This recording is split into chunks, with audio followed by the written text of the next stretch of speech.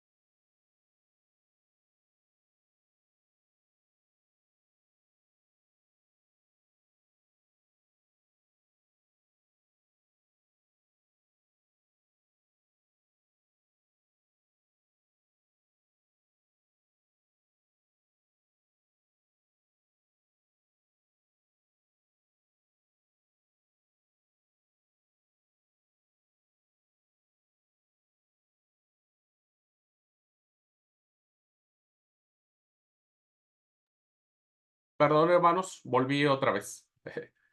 Tuve que atender una llamada. Bueno, estábamos entonces, voy a volver a compartir la pantalla, y estábamos en la etapa, ¿no es cierto?, en donde antes de la segunda generación, pues tenemos lo que es, dijimos, entre los años 60, la consolidación de las tres grandes iglesias, ¿no es cierto? Y tenemos la crisis de la muerte de los discípulos.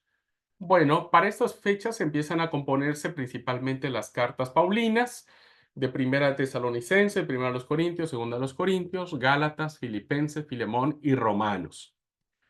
Bueno, pasando a la siguiente generación, tenemos de los años 66 al 77, primero la primera guerra judía que da fin o destruye el segundo templo, ¿verdad?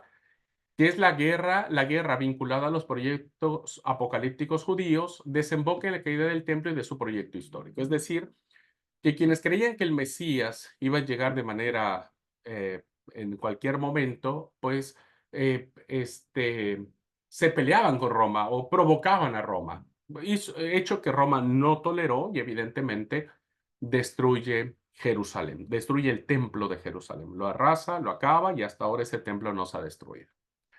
Tanto el judaísmo nacional como el judaísmo mesiánico, es decir, los judíos que creían en Jesús, en el Mesías como Jesús, tienen que ver hacia dónde van, tienen que mirar hacia dónde, qué es lo que van a hacer, ¿no? Entran como en una crisis de identidad nacional. Lo tienen que refundar su identidad. Bueno, para estas fechas se continúa, se escribe, se dice por parte de los eruditos el Evangelio de Marcos, que es el primer evangelio que se escribe, y se mantiene una herencia de Pablo a través de sus discípulos, ¿verdad? Pablo tiene discípulos que él ha conformado, algunos con nombre, ¿no? Como los conocemos en las cartas paulinas o en el libro de Hechos, y otros seguramente innominados, que estuvieron muy afectados por la cuestión del pensamiento paulino. Bueno, ya en la última parte del primer siglo, ¿verdad? En las últimas 2 décadas del primer siglo, o 3 décadas, 73 al 100, se dan 2 grupos que son los judíos rabínicos, básicamente con una herencia farisaica, que van a codificar sus tradiciones en un documento que se le conocerá como la Misná, en donde ellos van a establecer sus propias interpretaciones y sus propias formas de entender la Torá a través de la Misná. Y este proceso va a culminar hacia el año 200, ¿verdad? Hacia casi principios del siglo tercero, termina este proceso de refundar la identidad del judaísmo. Pero también se estabilizan varios grupos cristianos que fijan su identidad en torno a los evangelios, es decir, hay comunidades que se dirige el evangelio de Mateo, comunidades al que se dirige el evangelio de Lucas, etcétera, y estas van a ser entendidas, van a agruparse en relación a las biografías teológicas de Jesús. En el caso de Mateo y Lucas, que son los 2 evangelios que nos narran las genealogías de Jesús, y en otros escritos que van a irse cultivando en ese tiempo, como Juan, Hebreos, Apocalipsis. Aquí se consolida ya en estas fechas el Nuevo Testamento: Mateo, Lucas, Juan, Hechos, Colosenses, Efesios, Segunda de Tesalonicenses, Hebreos, Santiago, Primera de Pedro y Apocalipsis. Diríamos que ya para estas fechas, finales del siglo primero, encontramos la consolidación ya de los escritos que se van a discriminar, ¿verdad? De muchos otros escritos que se dieron en aquel tiempo. Se van a discriminar. Ya para estas fechas, la iglesia cristiana tiene muy claro cuáles son los escritos que le van a dar razón de ser a su eh, movimiento misionero. ¿Ok? Bueno, eso ya sucede en la segunda generación. En la tercera generación, hermanos, viene la culminación de los últimos escritos. Quiero hacer una aclaración aquí. El autor Javier Picasa establece los libros de Primera, Segunda de Timoteo, Tito, Segunda de Pedro, Judas, Primera, Segunda y Tercera de Juan, los va a poner después del 100, ¿no es cierto? 120, pero esta es una propuesta de eruditos que plantean la redacción de estos documentos bíblicos después del siglo primero. Pero yo soy más de la idea de que tiendo a pensar como algunos otros eruditos que consideran que estos escritos que aparecen aquí, ¿verdad? Donde está el cursor, son escritos que se desarrollan en el primer siglo. Es decir, que antes de finalizar el primer siglo ya estaban compuestos los escritos. Hay razones para pensar que estos escritos, ¿no? Timoteo, Tito, Pedro, Santiago, Juan, eh, se hayan escrito posteriormente. Hay razones, sí, no dudo, pero sigo pensando las razones que consideran que estos escritos se estuvieron antes del primer siglo.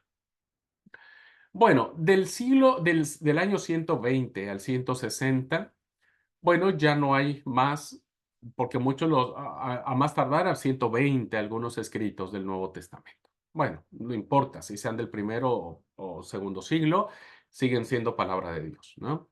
Pero pensando esto en esta cronología la que estamos planteando en clase, bueno, del 120 al 160 se culminan las tradiciones canónicas en las tradiciones más interesantes de Juan y de Pablo.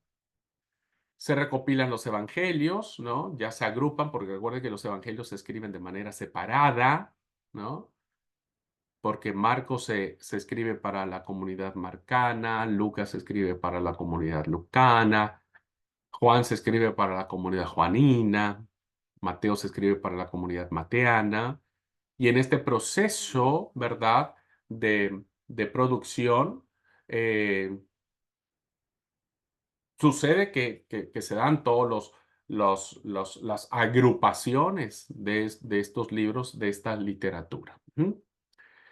Se empiezan a producir los primeros escritos de los padres apostólicos, es decir, la siguiente generación de líderes que siguieron a los apóstoles. Se dan los primeros textos gnósticos y evangelios judeocristianos.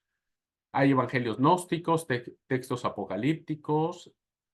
Nacen los primeros apologetas, es decir, cristianos que defienden con escritos, ¿no?, posturas cristianas ante los embates de los falsos maestros. Tenemos una eclosión de la literatura gnóstica, es decir, hay mucha literatura gnóstica que la Iglesia considera como no canónica, ¿no es cierto? Y que evidentemente esto plantea un gran desafío para la Iglesia y su literatura. Bueno, tenemos los primeros apologetas, como dije, Justino, Irineo de Lyon, que vendrían a ser los primeros teólogos que empiezan a interpretar los textos bíblicos, ¿verdad? Los textos sagrados que ahora nosotros consideramos. Bueno, ¿qué escritos empiezan a formularse en estos años, hermanos? En la línea apócrifa, ¿verdad? En la línea apócrifa tenemos el Evangelio de los Hebreos, Evangelio de los Nazarenos, Evangelio de Tomás, Evangelio de Felipe.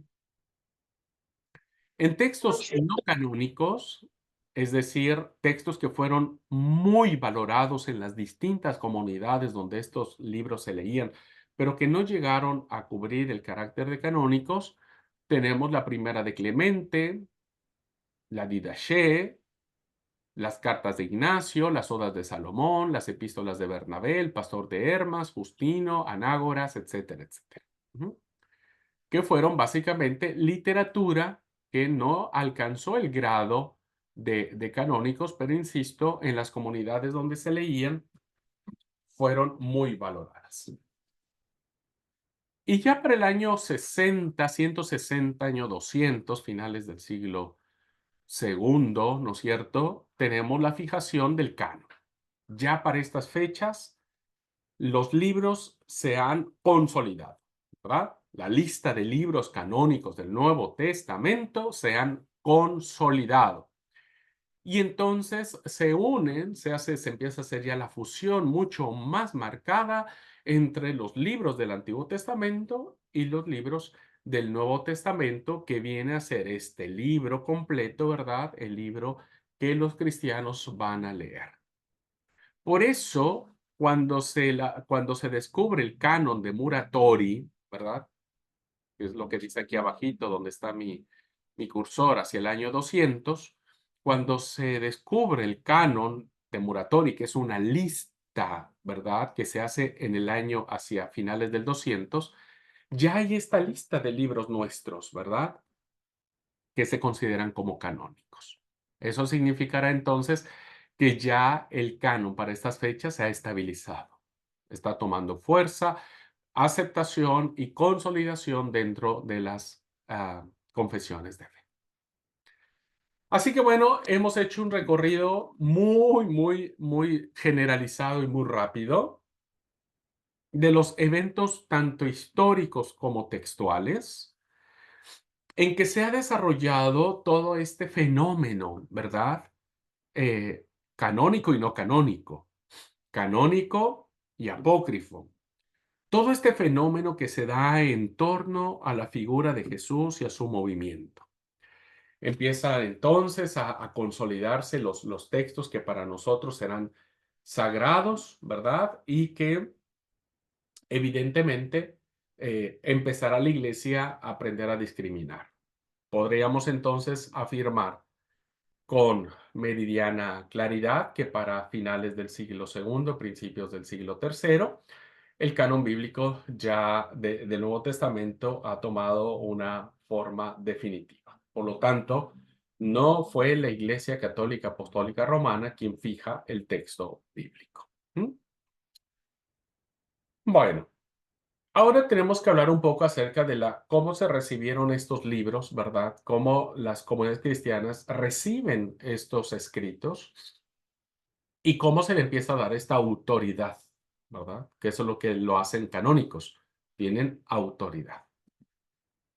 Los escritos de los apóstoles y de los otros seguidores de Jesús, principalmente Pablo no fue apóstol de Jesucristo, diríamos, en la calidad de los 12, especialmente la mayoría de aquellos escritos que luego se incluyeron en el conjunto que llamamos Nuevo Testamento, gozaron, queridos alumnos, gozaron desde muy temprano de una calurosa recepción y se convirtieron en fuente de autoridad para los escritores cristianos de los años subsiguientes.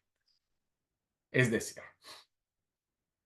se conforman los escritos. Se escribe Marcos, Mateo, Juan, se escribe Primera Tesalonicenses, se escribe, etcétera. Todos estos escritos, ¿verdad? Cuando mueren los autores bíblicos, ¿no?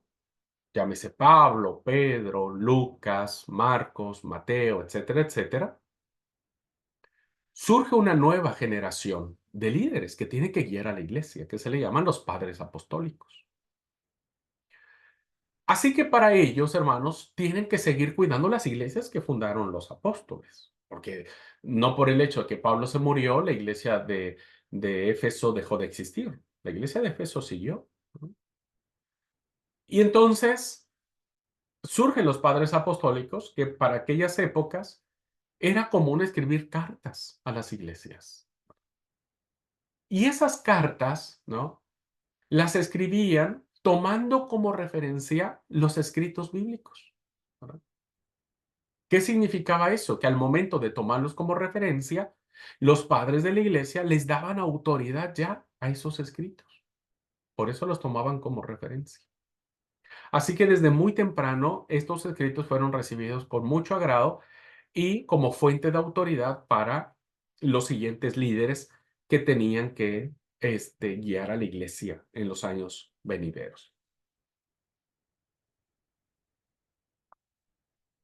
Cuando se leen los escritos de los padres apostólicos, que esa es la generación que les comento que vino después de que murieron los apóstoles, puede notarse la presencia en ellos, es decir, en los escritos, de la enseñanza apostólica, tal como la conocemos por los libros ahora canónicos. Es decir, estos autores bíblicos, ¿no es cierto?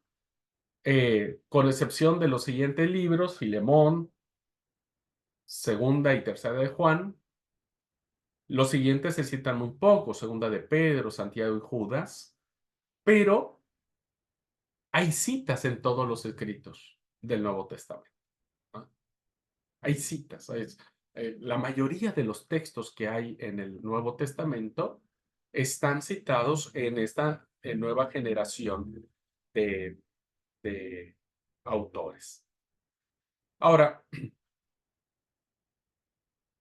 cuando hablamos de los padres de la iglesia, que es un periodo muy interesantísimo, ¿verdad? Es un periodo que nosotros a veces desconocemos y hemos quitado mérito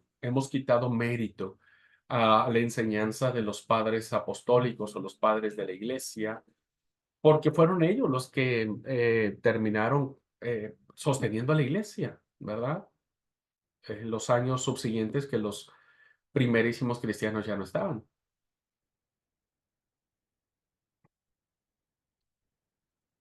Entonces tenemos, por ejemplo, a Papías de Hiriápolis, a Ignacio de Antioquía, tenemos a Policarpo de Esmirna, tenemos a Justino Mártir y tenemos a Irineo de Lyon. Estos personajes, ¿verdad?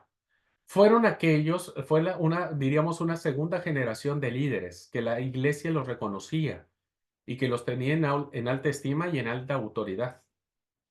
Pero todos estos escritos que produjeron estos padres de la iglesia, ninguno se arropó la idea de que debían considerarse como canónicos. Ninguno. Todo lo contrario, los escritos que hicieron estos padres de la iglesia, estos padres apostólicos, ¿verdad? Citaban los libros del Nuevo Testamento como escritura, como fuente de autoridad. Así es que es muy, muy lindo. Yo les recomiendo un libro que yo empecé a leer que se llama así, Padres Apostólicos, que eh, vienen todas sus enseñanzas, diríamos, sus escritos, que la verdad son muy valiosos. eh, y que esto consideraría, ¿no es cierto?, la idea de retomar un poco, ¿no? Ojalá y algún día podamos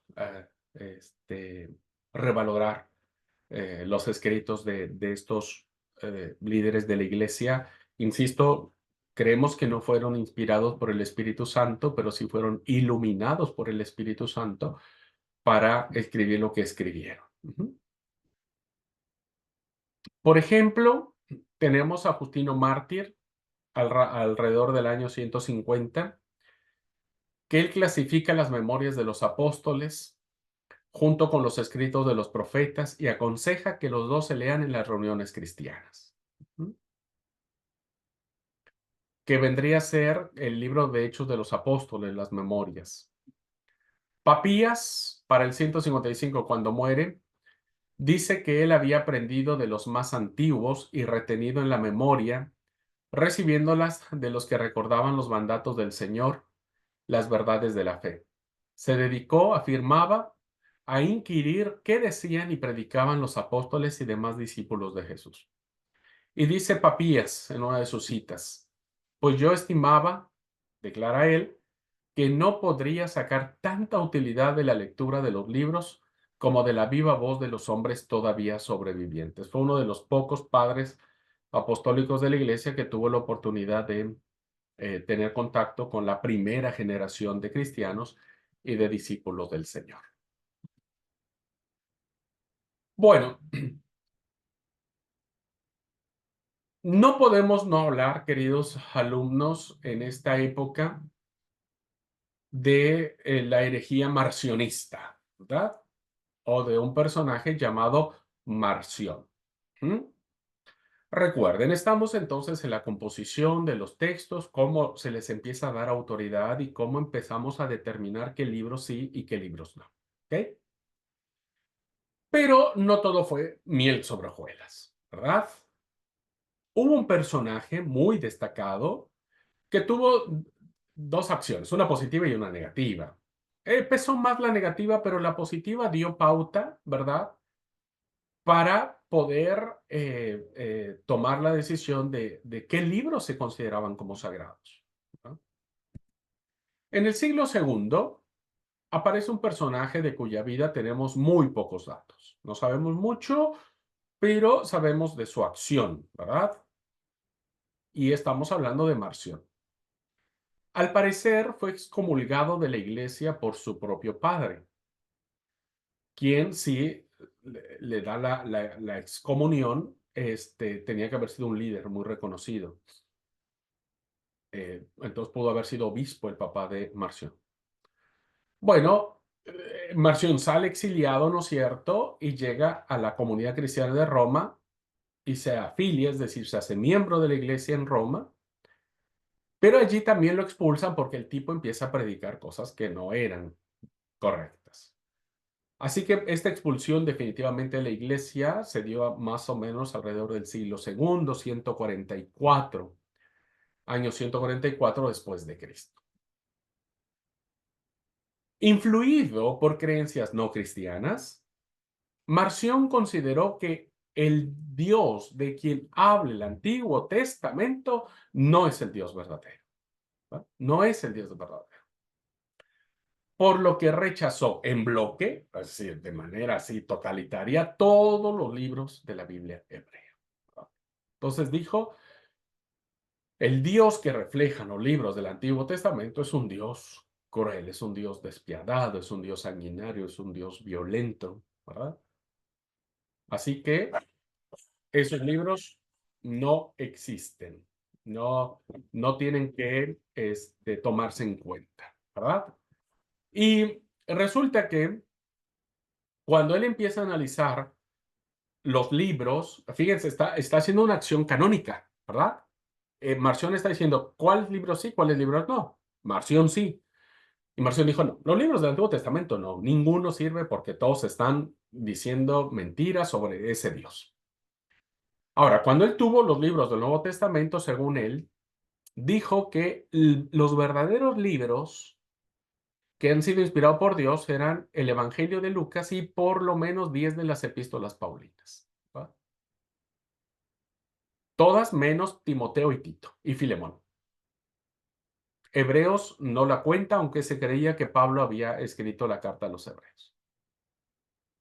Así que para Marción, solamente Lucas y las cartas paulinas eran palabra de Dios, porque los dos eran griegos, ¿no? Tanto Lucas como Pablo, Lucas de nacimiento, Pablo era griego de la diáspora, hablaban de un Dios de amor, de gracia, de perdón, de reconciliación, pero ni aún esos libros, ¿verdad?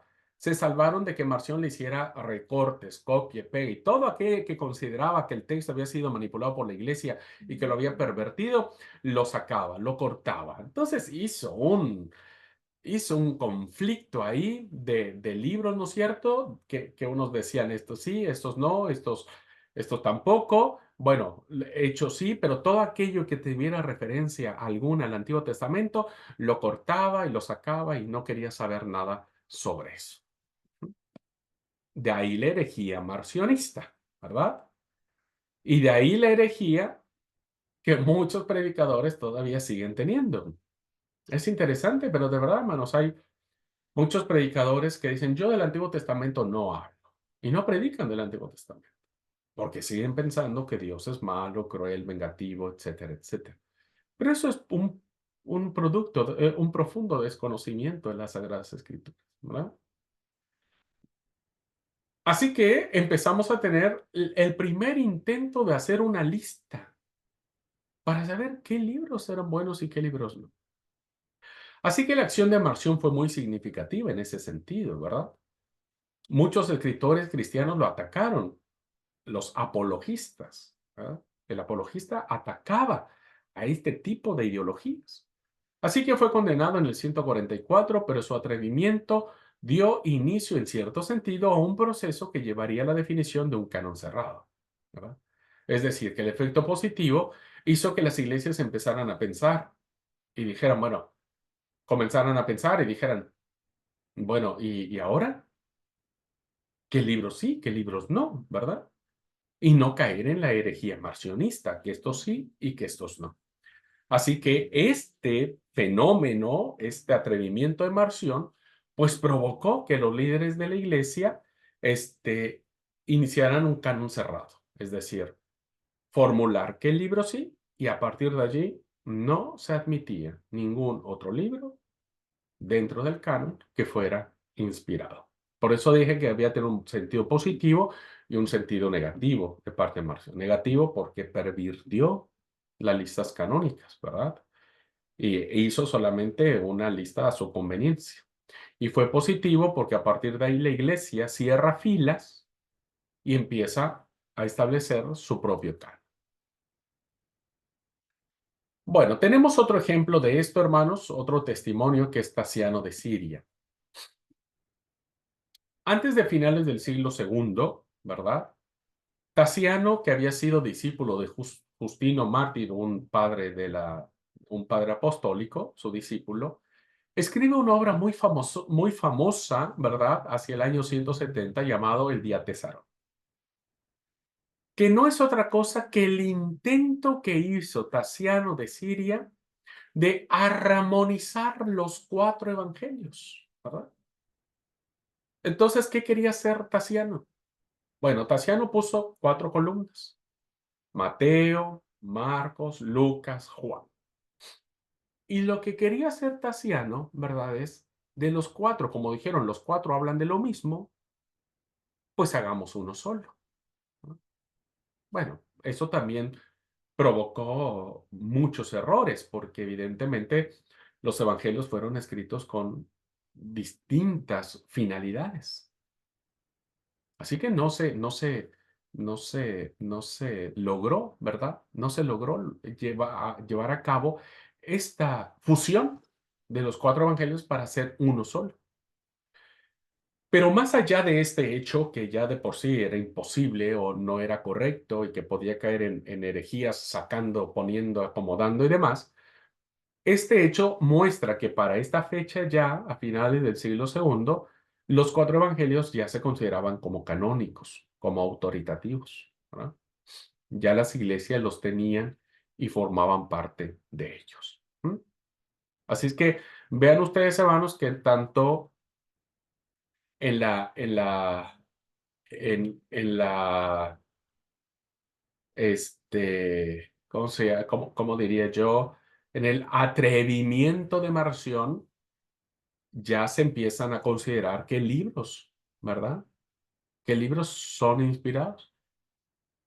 Con el Día Tesarón del 170, pues ya también se deja de ver que estamos ante la presencia de un bloque de literatura que ya está siendo autorizada. Y eso se llama la armonía de los evangelios, el Día Tesarón, ¿no? Pero imposible, no se logró. Quiero traer ahora a ustedes la cita de un padre de la iglesia llamado Irineo, que fue obispo de Lachion en el 180 después de Cristo, ¿verdad? Y este,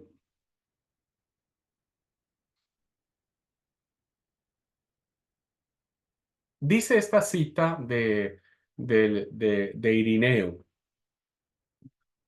fíjense, porque como existen cuatro cuartos del mundo en el cual vivimos y cuatro vientos universales, y cómo la iglesia se encuentra desparramada sobre toda la iglesia, y el Evangelio es el pilar y base de la iglesia y el aliento de la vida, así es natural que tenga cuatro pilares que respiran inmortalidad, desde cada uno de los cuartos, y encienden de nuevo la vida de los hombres, de donde queda manifiesto que el Verbo, el arquitecto de todas las cosas, quien se sienta por encima de los querubines y mantiene en conjunto todas las cosas, habiendo sido manifestado a los hombres, nos ha dado el Evangelio en cuádruple forma, pero reunido en un todo por el mismo Espíritu. Vean ustedes, queridos alumnos, cómo para el 180, en el siglo segundo, ya los cuatro evangelios se consideraban como canónicos, ¿verdad? Como canónicos. Ya no había ninguna duda. No entraba el evangelio de María Magdalena, el evangelio de Felipe, el evangelio de Tomás. Todos los evangelios gnósticos quedan fuera, ¿verdad? No se les considera autoridad canónica y por lo tanto nada más tenemos a estos cuatro, Mateo, Marcos, Lucas y Juan, que en una metáfora muy vehemente, ¿verdad? Irineo los considera cuatro pilares que respiran inmortalidad, ¿no? Recuerden que la inmortalidad solo es de Dios.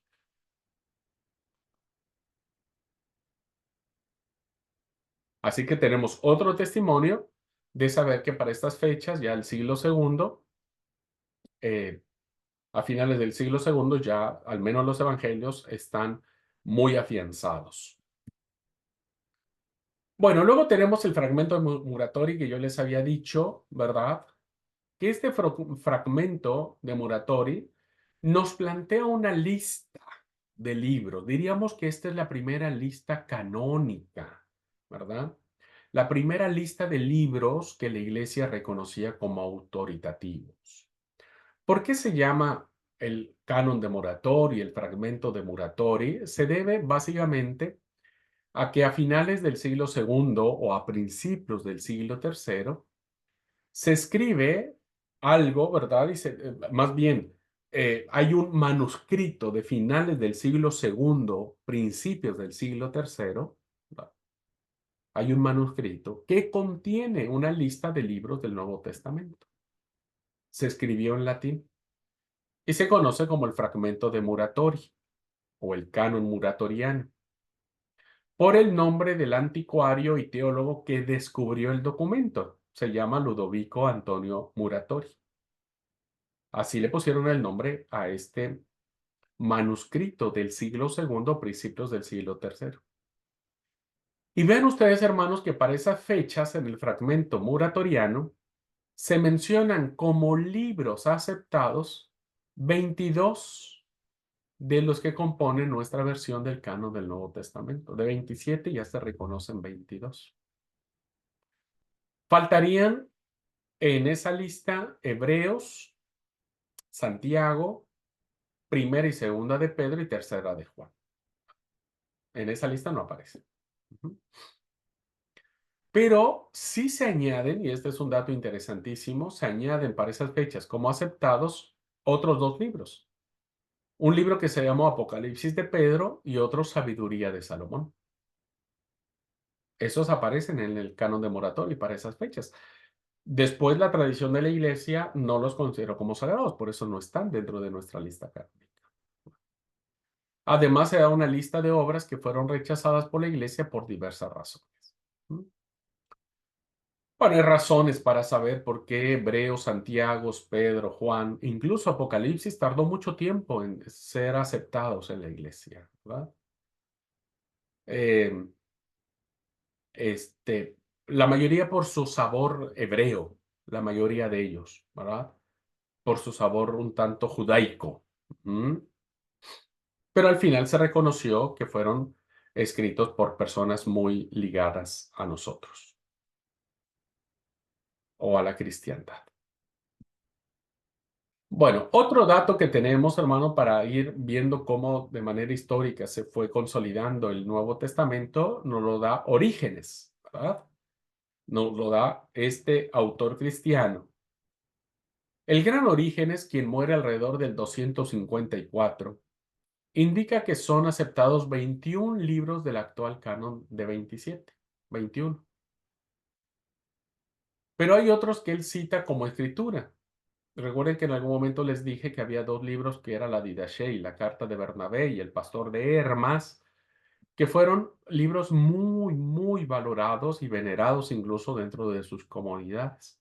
Bueno, Orígenes nos da cuenta de eso. Luego menciona entre los textos acerca de cuya aceptación algunos dudan. La duda no era generalizada, era parcial, pero fue fuerte como para no aceptar rápidamente estos libros, como lo planteamos, Hebreos, Santiago, Judas, Segunda de Pedro, Segunda, Tercera de Juan. Ujú.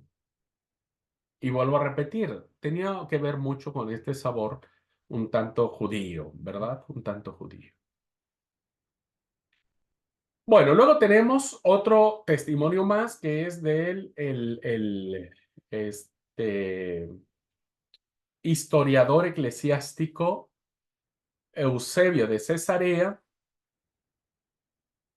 quien él en su historia eclesiástica, era un libro muy, muy bueno y muy útil. Muchos critican a Eusebio, pero bueno, otros lo toman con mucha seriedad, sus escritos.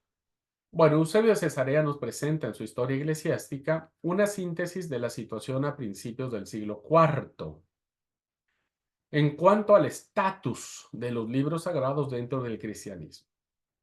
Así el padre de la historia eclesiástica plantea tres grupos, ¿verdad? Para esas fechas, ya a principios del siglo IV, los libros de la Biblia se organizan en tres grupos. En primer lugar, dice Eusebio de Cesarea, están los admitidos, ¿verdad?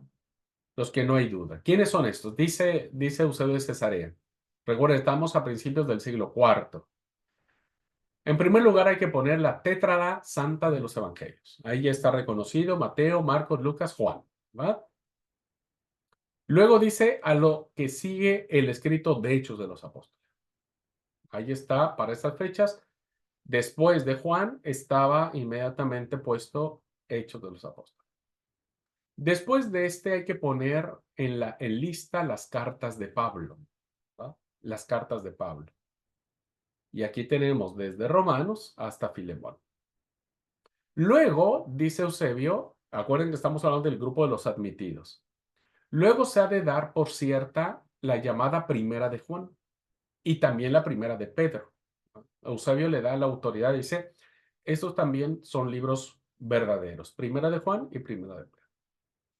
Y después de esta, dice Eusebio, si bien parece, puede colocarse el Apocalipsis de Juan. Fíjense, para estas fechas ya, aunque era muy discutido el Apocalipsis de Juan, bueno, dice Eusebio, si ustedes consideran, y yo no tendría problema por aceptarlo, acerca del cual expondremos oportunamente lo que se piensa de él. No todos les gustaba Apocalipsis, no todos. Así que estos son los libros admitidos, ¿no? Que insisto, para estas fechas ya teníamos la mayoría de los libros bíblicos aceptados, ¿no? Luego, el segundo grupo vienen los discutidos, ¿verdad? Vienen los libros discutidos, es decir, los que no hay tanta ah, unidad o fuerza como para aceptarlos, ¿verdad? Dice, de los libros discutidos, en cambio, y que sin embargo son conocidos de la mayoría, tenemos la carta llamada de Santiago, ¿no? Todos discutían. ¿Por qué? Porque, insisto, tenía un fuerte sabor judío, ¿no? La de Judas también, que habla acerca de los ángeles, algo allí que no gustaba. La segunda de Pedro, que era o la copia de Judas, o Judas copió a segunda de Pedro, cualquiera de los dos. Entonces, por eso se discutió mucho. Dice, así como las de segunda y tercera de Juan, sea del evangelista o sea del presbítero, otro personaje que ya después hablaremos. Así que estos libros no eran tan aceptados, ¿no? Tenían sus dudas al respecto de si se incluían o no. ¿Mm? Y finalmente tenemos los espurios, el tercer grupo, ¿no? Los que son rechazados. Y colóquense, aún como dije, sí parece el Apocalipsis de Juan. Vieron que aunque aquí Eusebio lo acepta, aquí dice, miren, algunos, como dije, lo rechazan, mientras otros lo cuentan entre los libros admitidos. Pero Eusebio lo coloca allá arriba y dice, está bien, acéptenlo, pero para otros decían que no, que el Apocalipsis de Juan era espurio por la forma del género apocalíptico en que se escribió.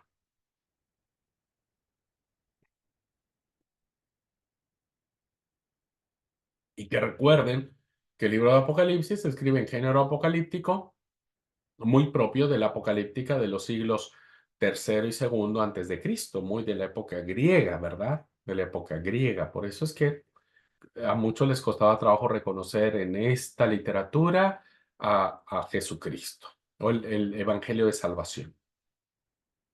Pero bueno, ya entonces, queridos hermanos, para principios del siglo cuarto, ¿verdad? 310, 320, 330, ya tenemos aproximadamente conformada la lista que va a ser considerada como canónica.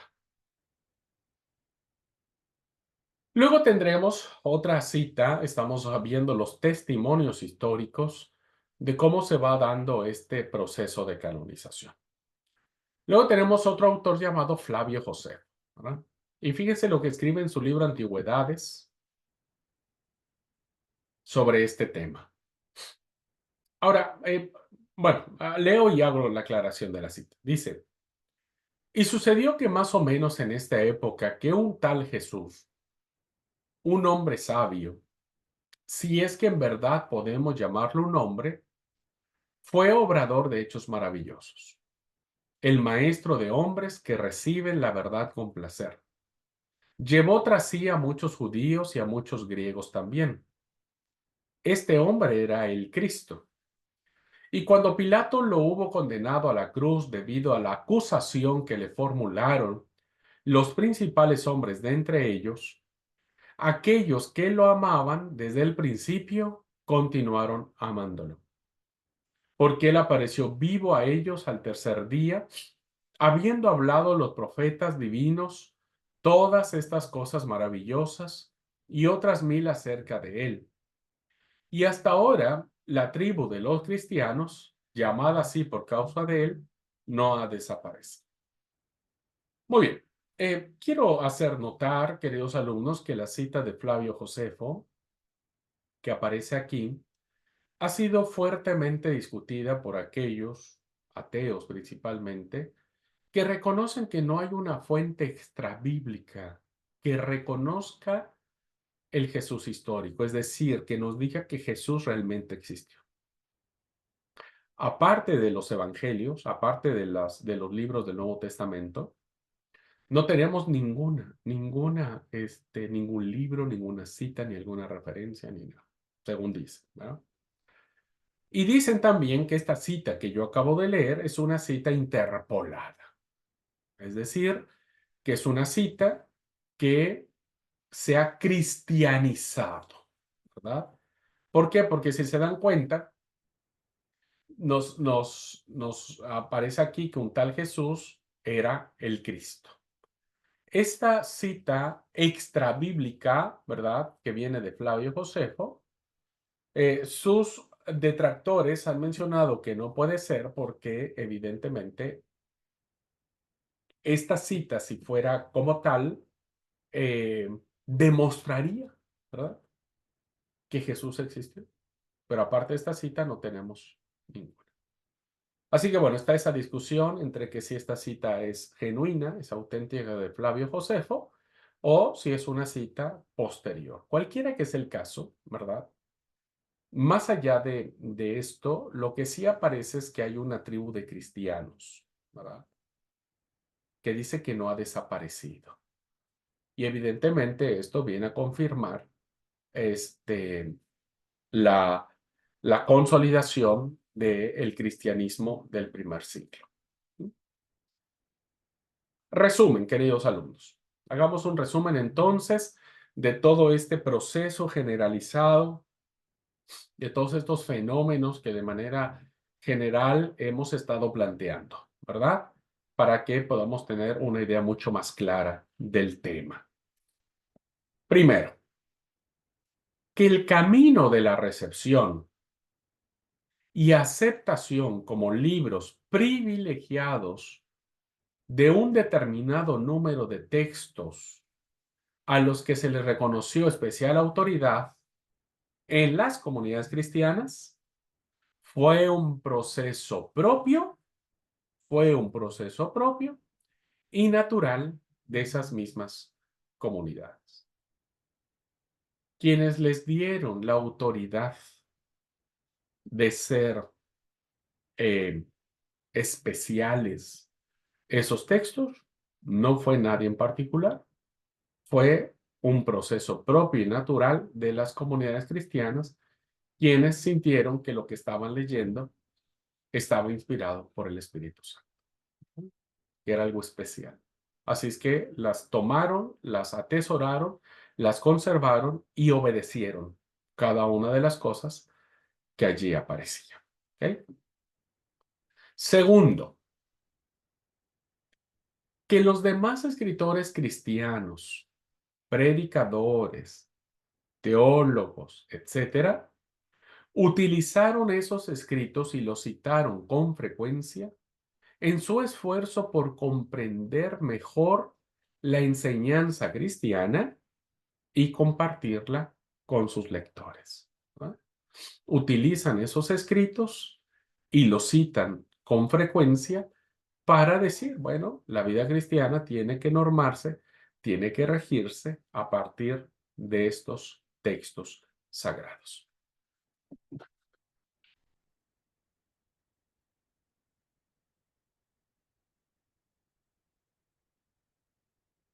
Tercero,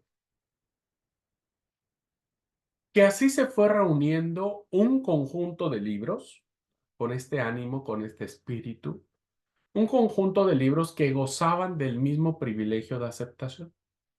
Ninguno fue más, ninguno fue menos, hasta la fecha, ¿verdad? Aun cuando a muchos predicadores les gusta más un libro que el otro. Todo es palabra de Dios, ¿verdad? Este proceso de colección no fue uniforme en todo el territorio en que había presencia cristiana. Claro que no, imagínense las distintas comunidades y los distintos grupos que se formaron a partir de la experiencia de la resurrección, hizo evidentemente que por una razón o por otra razón, algunos libros fueran aceptados y algunos libros fueran rechazados o vistos con sospecha, ¿verdad? Con cierta duda, porque no crean que la iglesia era única. La iglesia fue desarrollándose en varios lugares con varios factores económicos, políticos, geográficos, culturales, sociales y religiosos también.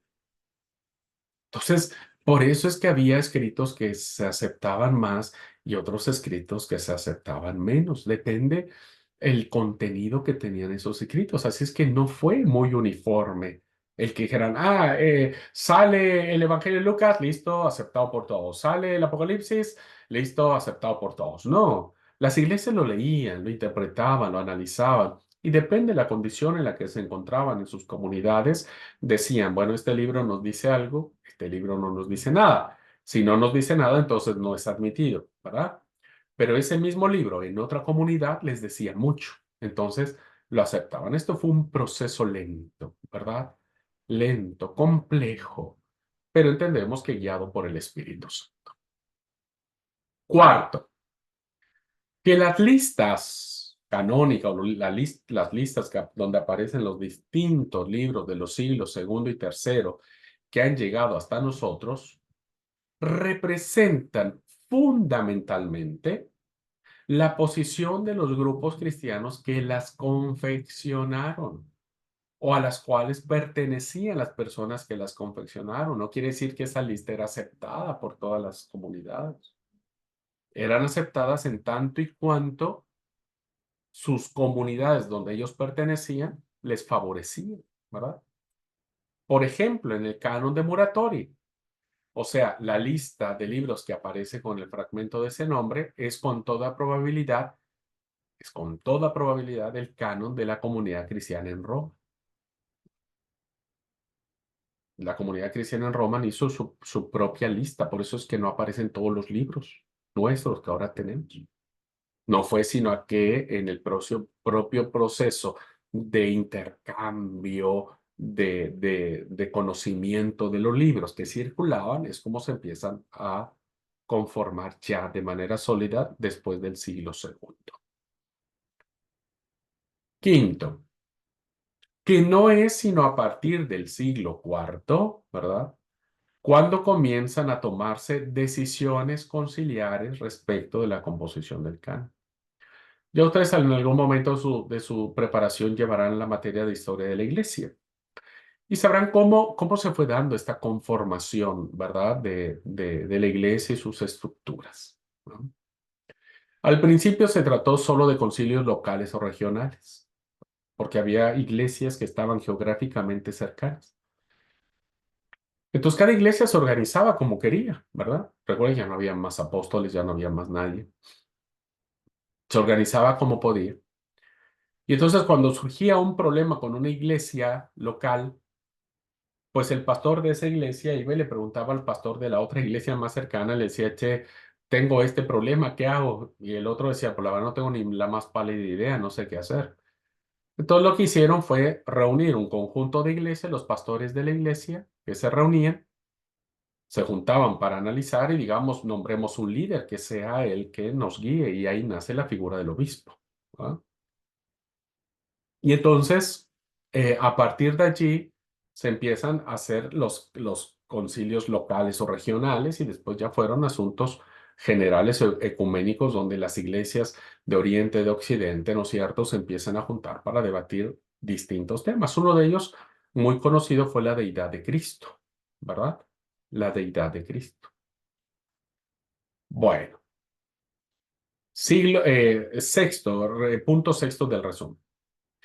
Que estas decisiones conciliares confirman la tendencia que se manifestaba en los siglos precedentes y poco a poco va consiguiéndose un consenso que se orienta al cierre del canon de los 27 libros en las iglesias cristianas mayoritarias. Mayoritarias.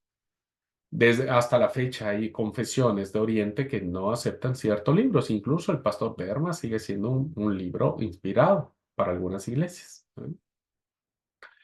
Este, Desde el siglo IV en adelante, los concilios publican listas de los libros que componen el Nuevo Testamento y se establece lo que nosotros llamamos el canon cerrado, ¿verdad? El canon cerrado. Me es pertinente traer a la clase la cita de este gran teólogo y biblista evangélico, muy reconocido y altamente defensor del texto bíblico, F. Bruce, y él nos plantea esta hermosa cita que dice: es preciso declarar enfáticamente que los libros del Nuevo Testamento no fueron autoritativos para la Iglesia por el hecho de haber sido incluidos formalmente en una lista canónica. O sea, no porque dijeron, ya estás en la lista, sos canónico. No, no. Por el contrario, fue todo al revés, ¿verdad? La Iglesia o quienes hicieron esas listas los incluyeron en el canon porque ya los consideraban inspirada divinamente, porque había reconocido el valor innato que poseen y porque contaban con la autoridad apostólica. La autoridad apostólica. Así que el hecho de que los libros hayan sido conformados en una lista canónica no los hizo canónicos porque formaran parte de la lista, sino porque ya eran canónicos, entraron en esa lista. Y lo único que pasó es que se agruparon. ¿Ok? Se agruparon. Hay que destacar que la aceptación definitiva del canon del Nuevo Testamento no se debió a las decisiones de los concilios, de ningún concilio, ni siquiera donde se hace la fusión de la Iglesia imperial. Lo que estos hicieron no fue sino reconocer y ratificar, eso sí, reconocieron y ratificaron lo que ya estaba sucediendo en las diversas comunidades cristianas que formaban la Iglesia Universal. Nos toca entonces, como cristianos, queridos alumnos, agradecer a Dios por el don especial de estos libros, que son un libro. ¿Mm? Abrir sus páginas para descubrir en ellas su palabra, para recibir inspiración, corrección y sobre todo para comprender mejor la voluntad de nuestro Dios, ¿verdad? Y eso lo encontramos en los libros del Nuevo Testamento. Y es así entonces, queridos hermanos y hermanas, queridos alumnos, como hemos plantado las bases de lo que podría haber significado todo este proceso maravilloso, guiado con todos sus bemoles.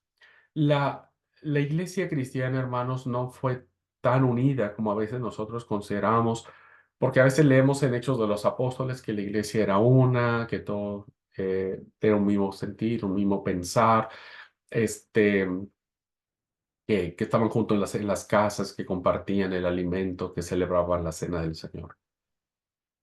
Eh, Realmente los conflictos empezaron muy pronto, ¿verdad? Y los problemas de división entraron muy pronto en la iglesia cristiana.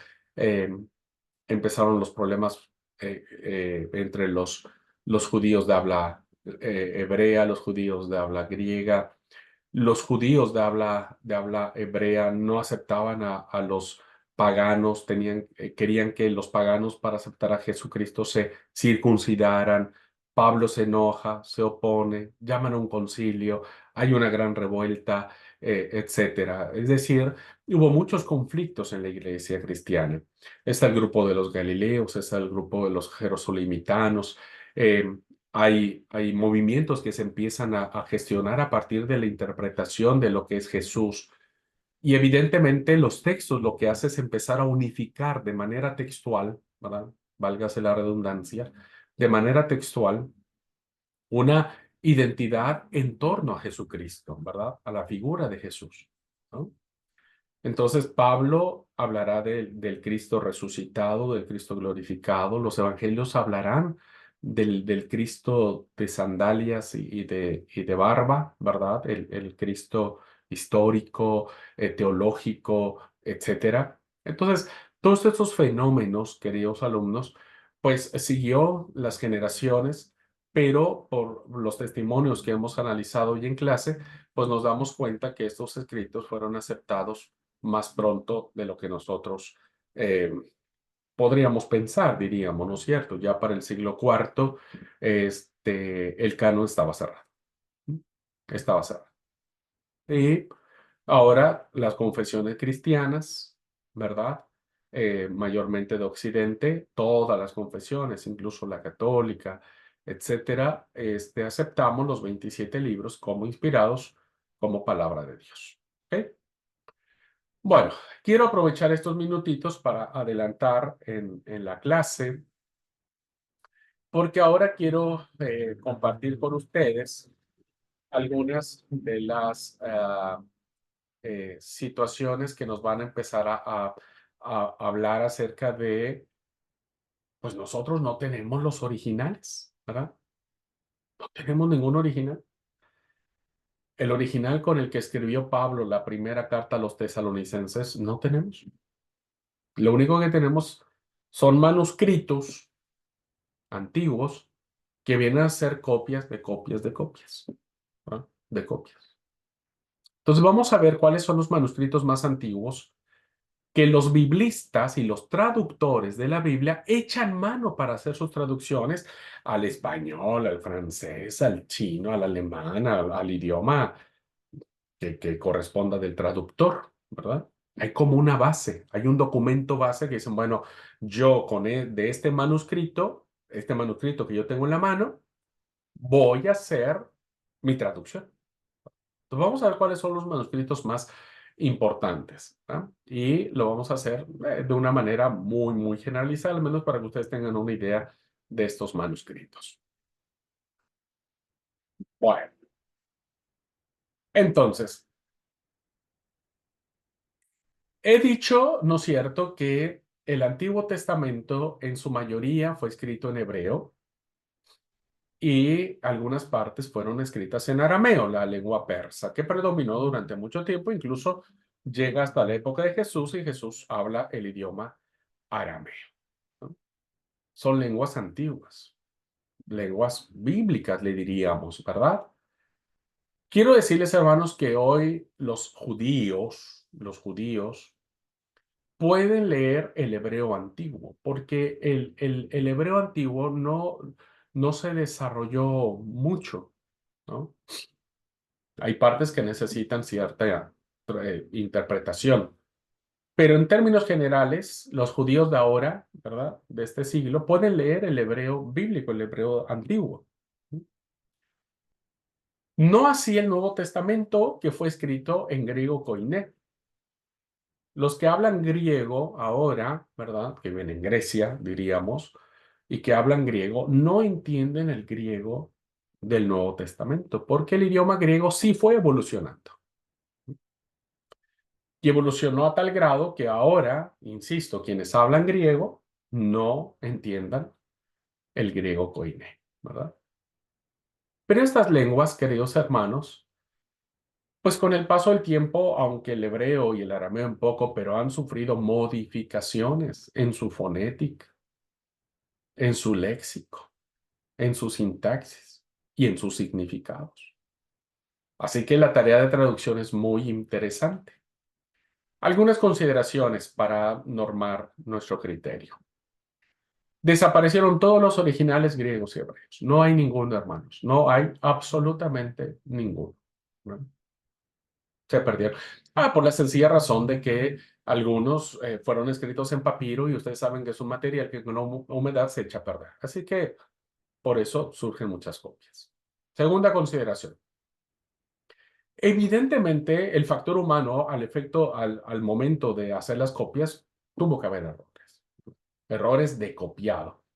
Imagínense, hermanos, si nosotros ahora con alta tecnología en las computadoras hay errores de copiado, ¿no? Imagínense, pues antes que se hacía a mano, pues mucho más. A pesar de todos estos errores que puede tener, hay una asombrosa exactitud en su generalización. Y esto ya habla mucho de que el texto sagrado ha ido preservándose por el Espíritu Santo. Ha habido cambios deliberados como los hemos planteado, ¿no es cierto?, en el ejemplo este de que aparece en la traducción Reina Valera, el testimonio del Padre, el Hijo y el Espíritu Santo, ¿verdad? Como una triada, el Espíritu Santo como deidad. Es un cambio deliberado porque los manuscritos más antiguos no tienen esa porción. Pero alguien la metió, ¿verdad? Alguien escribió en alguna copia. Entonces, esa copia siguió copiándose y copiándose y copiándose. Así que el que tuvo la última copia, pues nunca se enteró que eso había sido un añadido. Entonces lo traduce como tal, que es lo que le pasó a Reina Valera, ¿verdad? Y finalmente, debemos saber que hay variaciones esencialmente insignificantes. Ninguna de las variaciones textuales que aparecen en el texto sagrado cambian el significado de salvación. Ninguna, ninguna, ¿verdad? Y eso ya lo hace asombroso. Bueno, no fue sino en el año de 1947 donde se hizo una gran revolución en cuanto a las ciencias bíblicas, al estudio de la palabra. Con el descubrimiento de los primeros rollos del Mar Muerto en una cueva cerca de Qumran, al noroeste del Mar Muerto, en donde se encontraron documentos muchos más antiguos de los que tuvo Casiodoro de Reina, Cipriano de Valera, otros autores, ¿no es cierto?, que usaron manuscritos para traducir la Biblia.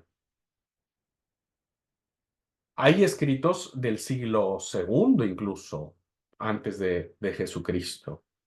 Y eso los hace ser documentos mucho más antiguos.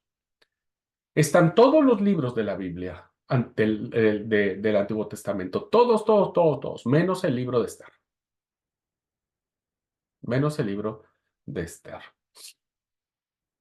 Pero están todos los libros de la Biblia. Todos, absolutamente todos están traducidos. ¿Ok?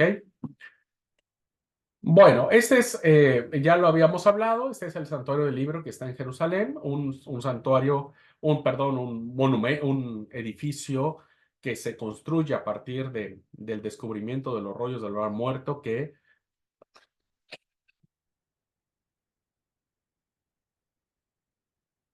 evidentemente es un gran hallazgo. Lo que vemos ahí, hermanos, es el original del manuscrito del libro del profeta Isaías, uno de los más antiguos que se ha descubierto con fecha del siglo segundo, fíjese, del siglo segundo.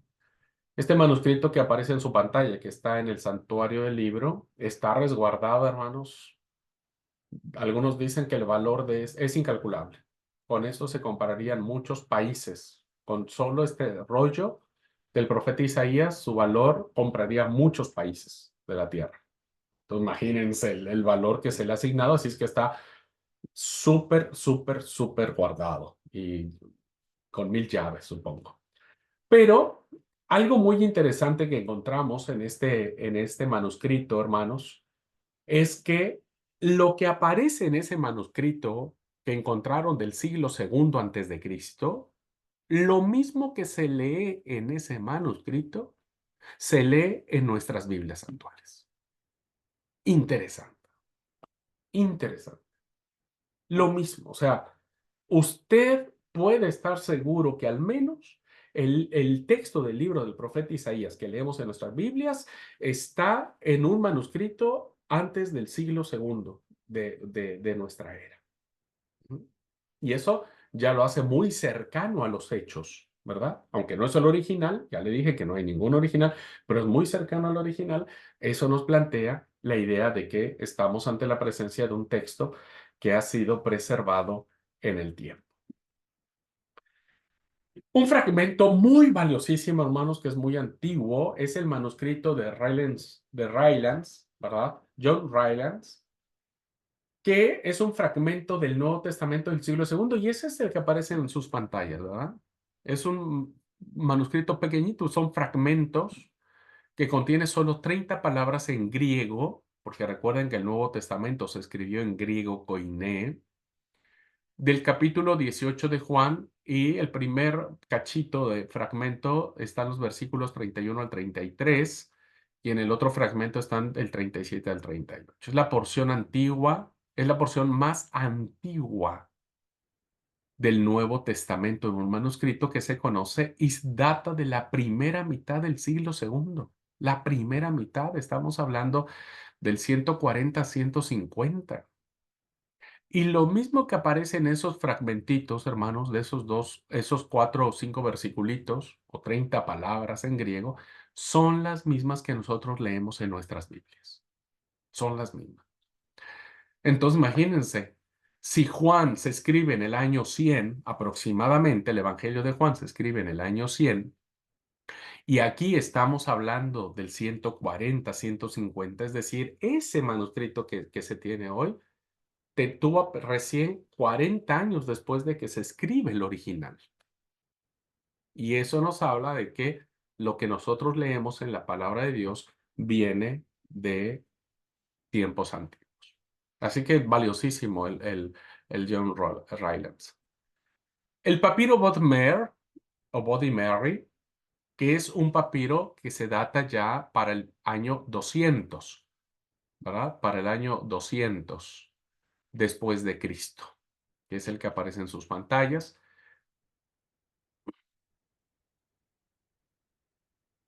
Papiro Bodmer. Este incluye los primeros 13 capítulos de Juan en griego. Ya es un poquito más lejos, pero igual está re cerca, hermanos, ¿verdad? 13 capítulos de Juan en griego, en condición casi perfecta, y fragmento de los restantes capítulos. No tenemos todo el Evangelio de Juan completo, pero sí estos capítulos. En 1961 se publica otro documento que contiene ahora Lucas capítulo 3 al 18 hasta Juan 15:8. Y hay fragmentos de la carta a Judas y la segunda de Pedro en griego. Así que tenemos esto, recuerden, hasta acá no tenemos, solamente pedacitos, pero esos pedacitos de lo que se lee, se entiende que es lo mismo que nosotros estamos leyendo. Luego está el Chester Bet, que es del siglo ya tercero, ¿verdad? El Chester Beat o Beati o Bet contiene porciones del Antiguo y Nuevo Testamento. Aquí ya encontramos un papiro antiguo del siglo III que tiene porciones del Antiguo Testamento. Está dividido en 11 códigos de papiro, 7 del Antiguo Testamento, 3 del Nuevo Testamento y una parte de un evangelio eh, apócrifo, ¿verdad? Llamado la Primera de Enoc.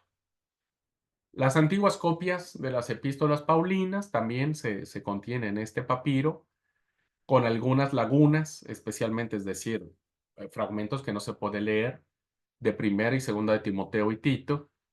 Y también en estos papiros, ¿verdad? Encontramos porciones de los 4 evangelios, porciones de Hechos de los Apóstoles y una parte del Apocalipsis. Hasta aquí, queridos hermanos, siglo III, no tenemos toda la Biblia completa, ¿verdad?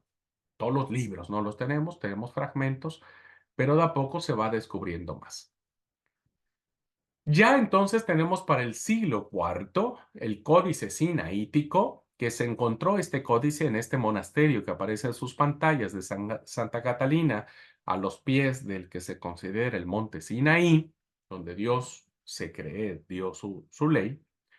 Esta copia del siglo IV, ¿verdad? Siglo IV, incluía todo el Nuevo Testamento y la mayoría del Antiguo. Este es uno de los códices que los biblistas o los traductores utilizan y echan mano para sus traducciones. También contiene dos documentos extrabíblicos, la epístola de Bernabé y la parte del pastor de Hermas, haciendo un total de 346 hojas y 147 de las cuales constituyen el Nuevo Testamento. Ya para estas fechas, fíjense, es el documento más antiguo que se tiene y de la cual, insisto, los autores o los traductores echan mano de estos códices para sus distintas traducciones. Compite con el Códice Sinaítico el Códice Vaticano, que también viene del siglo IV. Este Códice Vaticano se llama así porque lo resguarda la Biblioteca Vaticana que está en Roma. Este Códice Vaticano, hermanos, contiene el Antiguo Testamento griego, ¿verdad? Que es el más antiguo y mejor manuscrito de la Septuaginta, ¿no? De la Septuaginta, o la Biblia griega, como hablamos en la clase anterior. Y también el Códice Vaticano contiene el Nuevo Testamento solo hasta Hebreos capítulo 9, versículo 14. Así que es valiosísimo el Códice Vaticano porque tiene la traducción de la Biblia de los 70 y tenemos el Nuevo Testamento, desafortunadamente solamente hasta Hebreos capítulo 9, versículo 14, pero evidentemente hay una porción muy grande de información.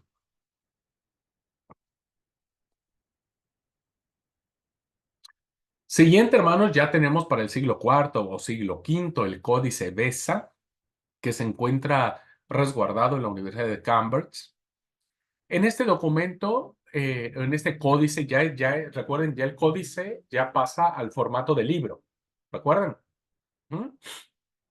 Los manuscritos que vienen en papiro o en pergamino se enrollaban con las umbrelas, que era lo que no me acordaba en una clase, decía cómo se llaman esas cositas con las que uno enrolla y que incluso es la figura del templo del santuario del libro. La foto anterior que pasé, donde decía el santuario del libro, tenía la forma de una umbrela, que son esos cositos con el que uno puede enrollar más fácilmente el pergamino o el papiro. Ahora tenemos el códice ya, ¿no? Tanto el Códice Vaticano y el Códice Sinaítico, recuerden, ya están en formato de libro, por eso son códices, ¿ok? Los papiros no, los papiros son en forma de irlos enrollando, ¿ok? El Chester, el Roland, etcétera. Tanto el Sinaítico, el Vaticano y el Códice Beza son códices que ya están en forma de libro. Bueno, este códice, hermanos, que estamos ya del siglo IV, casi el siglo V, contiene textos incompletos de los 4 evangelios y los hechos de los apóstoles, además de unos pocos versículos de la primera carta de Juan, y contiene, con un gran valor, con 406 hojas que tiene el Códice Beza. Tenemos luego el Códice Washingtoniano, ¿verdad? Que está en el Museo de Arte Ferrer.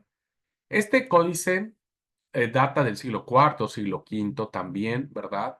Y bueno, este códice tiene o contiene los evangelios en griego en el orden en que los conocemos, ¿verdad? Parece que ya para estos siglos así aparecían en las listas, Mateo, perdón, en el orden que no tenemos nosotros, que es Mateo, Juan, Lucas y Marcos, ¿verdad? Tiene un listado distinto el orden que plantea. Pero ya tenemos el Washingtoniano 1, siglos cuarto, quinto, y tenemos los 4 evangelios. No importa el orden, pero tenemos los 4 evangelios. Luego tenemos el Códice Alejandrino, que este data del siglo V, que está resguardado en el Museo Británico en Londres, y este contiene tanto el Antiguo como el Nuevo Testamento en griego. Ya por fin tenemos para el siglo V toda la Biblia, diríamos, pero la Septuaginta, el Antiguo Testamento en griego y el Nuevo Testamento también en griego, ¿verdad? Pero ya para el siglo V existen manuscritos de los cuales, insisto, los biblistas, los traductores echan mano para a partir de ahí traducir a las distintas lenguas. Y tenemos un curioso dato de los palimpsestos, ¿no? Que tal vez ustedes escucharán en alguna charla, el palimpsesto. El más famoso de ellos es el Códice de San Efrén. Los palimpsestos se deriva de dos palabras griegas, palin, que significa de nuevo, y pesto significa borrado o raspado. Resulta, ¿verdad?, que este código de Sanefren llegó una persona a un monasterio, ¿no es cierto?, y que era conocedor de las escrituras, y se da cuenta que hay los monjes tienen ahí entre aventado, casi diríamos, este códice, ¿verdad?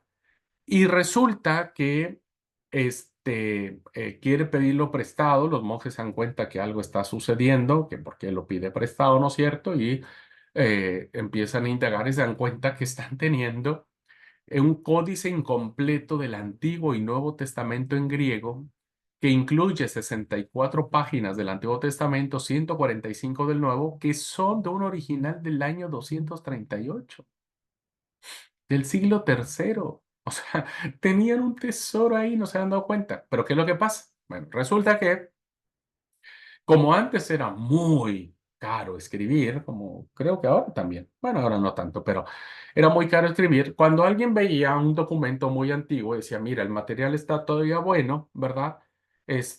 Pero lo que está escrito aquí no nos sirve más, pero el material sí nos sirve, entonces como que borraban, ¿verdad? Pero antes, evidentemente, pues no había gomas ni nada. Entonces como que se veía todavía y encima de lo que habían borrado, escribían lo que querían. Entonces reutilizaban el material. Eso era el palimpsesto de Sanefren. Resulta que alguien dijo, no, esto no sé qué dice, ¿viste? No le entiendo nada. Vamos a usarlo de vez. Entonces con una técnica que se borra lo que está arriba y se deja ver lo que está abajo, bueno, descubren que existía un códice incompleto del Antiguo y Nuevo Testamento del 238, ¿no? Así que, bueno, tenemos el códice también de San Efrén. Así que, queridos alumnos, les he dado un pantallazo muy generalizado de cuáles son los documentos actuales que se tienen para hacer las traducciones que tenemos. Llámese Reina Valera, llámese Dios habla hoy en NBI, Biblia de Jerusalén, etcétera, etcétera, etcétera, que evidentemente los traductores echan mano y entre más antiguo sea el documento, ¿verdad? Pues mucho más es. Pero resulta que ahora, con los descubrimientos del Mar Muerto, pues tenemos documentos mucho más antiguos que esos, muchos más antiguos. Entonces, por eso las ciencias bíblicas revolucionaron, porque entre más antiguo es el documento, más certero es su contenido, ¿verdad? Por eso yo les decía, cuando ustedes elijan comprar una Biblia, compren una Biblia de estudio, pero compren una Biblia que, como dice Samuel Pérez Milós, un gran traductor, dice, siempre hay que buscar Biblias honestas, ¿verdad? Y las Biblias honestas es que el traductor, cuando tiene un manuscrito y quiere traducir la Biblia, tiene que decir, bueno, esta porción que yo voy a escribir aquí no aparece en los manuscritos más antiguos. Eso es honesto, ¿verdad? Eso es honesto. Entonces, esa honestidad nos hace que en la investigación bíblica podamos nosotros comprender mejor el texto, ¿no? E irlo analizando y reflexionándolo y enamorándonos de él. Hermanos, eso es apasionante. Yo se los dije, la Biblia no nos cayó del cielo, ¿verdad? Eh, Nosotros defendemos la sana doctrina, decimos en una alusión muy, muy paulina, ¿no es cierto? Pero tenemos que ser muy conscientes de nuestra responsabilidad de la exégesis o la hermenéutica que hacemos del texto para que el texto nos diga lo que él quiere decirnos. No, nosotros queremos que el texto diga lo que quiere que nosotros anhelamos que diga. Así que bueno, vamos a dejar aquí la clase y cerramos la próxima clase para ver un poco acerca de las traducciones españolas y ir cerrando el curso. Mañana, queridos alumnos, será nuestra última clase que vamos a tener, ¿verdad? Después abriré yo el examen, es un examen total. Yo le aconsejo, usted mire, usted puede tener sus apuntes o ver ¿cómo se llama? Las clases grabadas para contestar el examen. Yo le recomiendo que haga un esfuerzo y trate de contestar, trate de estudiar, trate de aprender, trate de memorizar lo más que pueda y haga su examen. Eso hará que usted mismo evalúe hasta qué grado ha avanzado su conocimiento, hasta cuánto usted ha eh, aprendido de esto, ¿verdad? Porque si no, entonces uno ve la pregunta y uno va a sus apuntes y uno ve la respuesta y contesta. Aunque es válido, creo que sí, creo que está bien. Por eso es que yo no tengo ningún problema por calificar un examen así. Pero sí también es bueno desafiarlos a que ustedes puedan poner su propio esfuerzo y tratar de forzar un poco su memoria, su impronta y puedan contestar. Así que bueno, lo dejamos aquí. No sé si hay alguna pregunta, hermanos, alguna duda, algún comentario al respecto. Estoy a sus órdenes.